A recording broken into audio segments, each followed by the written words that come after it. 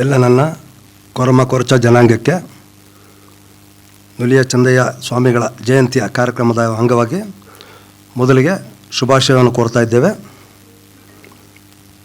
ಎಲ್ಲರ ಪಾದಾರವಿಂದಗಳಿಗೆ ಶರಣಾರ್ಥಿಗಳು.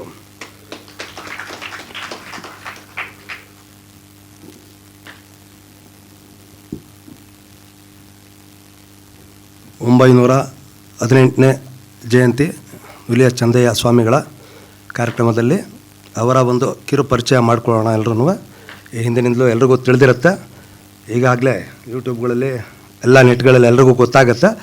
ಆದರೆ ಇವತ್ತು ನೆನೀಬೇಕಾಗಿರ್ತಕ್ಕಂಥದ್ದು ನಮ್ಮೆಲ್ಲರ ಕರ್ತವ್ಯ ಆಗಿರ್ತದೆ. ಆದುದರಿಂದ ಅವರ ವಿಚಾರಧಾರೆಯನ್ನು ಸ್ವಲ್ಪ ಅಲ್ಪವಾಗಿ ತಿಳಿಯೋಣ ಎಲ್ಲರೂ.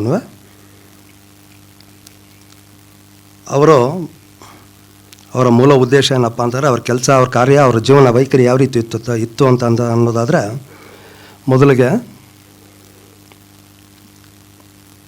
ಕಾಯಕ ಮಾಡಬೇಕು, ಅನ್ನ ದಾಸೋಹ ಮಾಡಬೇಕು ಮತ್ತು ಒಂದು ಶಿಸ್ತು ಲಯಬದ್ಧವಾಗಿ ಜೀವನ ಮಾಡಬೇಕು. ಭಾಳ ಸರಳತೆ ಜೀವನ ಹಮ್ಮಿಕೊಂಡಿದ್ದಂಥವ್ರು.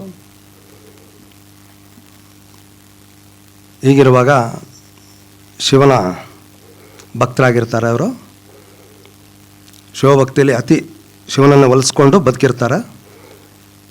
ಒಮ್ಮೆ ಅವರು ಒಂದು ಸರಿ ಕೆರೆ ದಡದಲ್ಲಿ ಹುಲ್ಕುಯ್ಯುವಾಗ ಲಿಂಗ ಜಾರಿ ಬಿದ್ದೋಗ್ತದೆ. ಮತ್ತು ಲಿಂಗ ಶಿವ ಮನುಷ್ಯ ರೂಪ ತಾಳಿ, ನೀನು ನನ್ನ ಕಟ್ಕೊಳ್ಳೋ ಯಾಕೆ ಬಿಟ್ಟು ಬಂದೆ ಅಂತ ಕೇಳಲಾಗಿ ಅವರು, ಇಲ್ಲ ನಾನು ಕಟ್ಕೊಳ್ಳೋದಿಲ್ಲ, ನಮಗೆ ಕಾಯಕವೇ ಮೇಲು, ಲಿಂಗ ಪೂಜೆಗಿಂತ ಕಾಯಕ ಪೂಜೆಯೇ ಲೇಸು ಅಂಥೇಳಿ ಹೀಗಾಗಿ ಹಠ ಹಿಡ್ಕೊಂಡಾಗ ಹಿಂಗೆ ಅವರು ಹೋಗ್ತಿರ್ತಾರೆ. ಮತ್ತು ಶಿವ ಹಿಂಗೆ ಹಿಮ್ಮೆಟ್ಟಿ ಹೋಗ್ತಾ ಇರ್ತಾರೆ, ಜೊತೆಯಲ್ಲಿ ಹೋಗ್ತಿರ್ತಾರೆ. ಮಧ್ಯದಲ್ಲಿ ಮಡಿವಾಳ ಮಾಚಯ್ಯನವ್ರು ಸಿಗ್ತಾರೆ.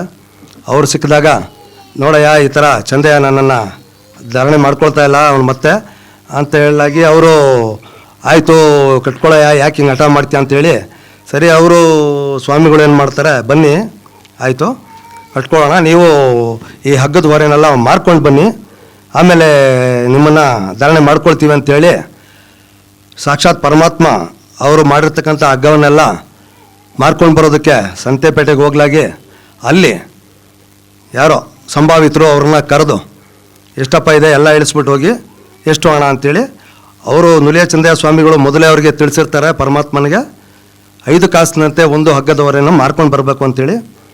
ಅಲ್ಲಿ ಅವ್ರು ಮಾರಕ್ಕೆ ಹೋದಾಗ ಅವರು ಭಾಳ ಶ್ರಮ ಪಡ್ತಿದ್ದಾರೆ ಅಂತ ತಿಳಿದು ಆ ಸಂಭಾವಿತರು ಏನು ಮಾಡ್ತಾರೆ, ಒಂದಷ್ಟು ಹೆಚ್ಚು ಹಣನ ಕೊಟ್ಟು ಕಳಿಸ್ಬಿಡ್ತಾರೆ.